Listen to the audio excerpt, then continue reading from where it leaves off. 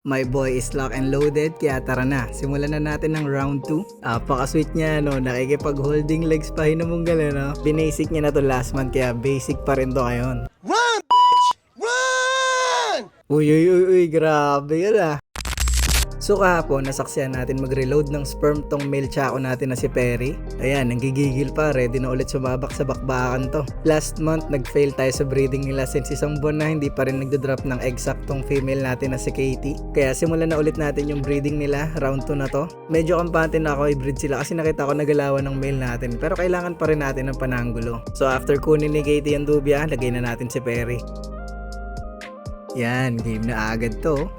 Medyo matagal yung naging standoff ng dalawa, kaya lipat na natin dun sa nag-holding legs na sila. Kala mo talaga ang sweet na ni Katie kasi hindi siya gumagalaw kahit nagkadikit na sila no? Yun pala, nag-aantay lang ng tamang moment, paggalaw, bang, munti ka na. Kitang-kitang wala rin ako nagawa no? Kasi nagulat din ako, ang bilis Hindi pa siya nadadampian, sumunggab na. Muntikan pa yung isang paa. Kung walang dubya sa pangil yan, pilay talaga. Luckily, nakatakbo yung male natin na si Perry, kaya goods na goods yan. Pero syempre, hindi pa payag si Perry nang walang mangyayari no? Kargadong ani.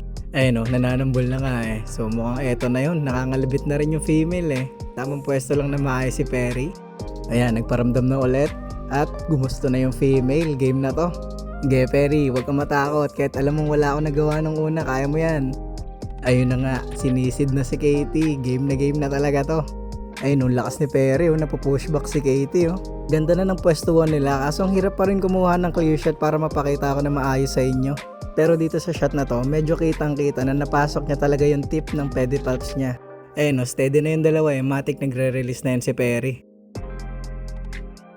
Ayun pinapagpag pa And just like that, tapos na yung mating nilang dalawa. Kailangan na lang tumakas ni Perry. Hindi na kailangan ng wingman yan. Malupit yung bata ako na yan Pakita mo.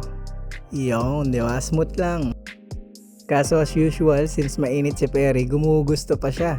Kaso mo nga lang mukhang hindi na pabor yung female kasi ayan Iba na yung galawan iba na yung approach niya Ayun parang naka-thread post na siya, di ba? Nananambol pa lang si Perry, hinataw na. Sorry boy, hanggang isa ka lang daw talaga. Bumalik ka na rito. Ayaw pa paawat niya lumalabas pa talaga. Try ko nga i-handle, ang bite-bite niya ngayon Lika nga rito, huling handle ko sa'yo, sling ka pa Ngayon ang lalaki mo na, nakabembang ka na din, di ba? That's my boy, Perry. Balik na natin siya sa enclosure niya, nakaligtas na naman siya sa isang sakona, ang galing talaga na ito. Pero sana naman this time Perry, sumakses ka na talaga So again, waiting game na naman tayo dito kay Madam Katie.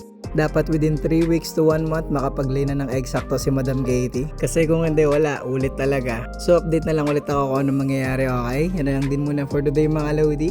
Bye-bye!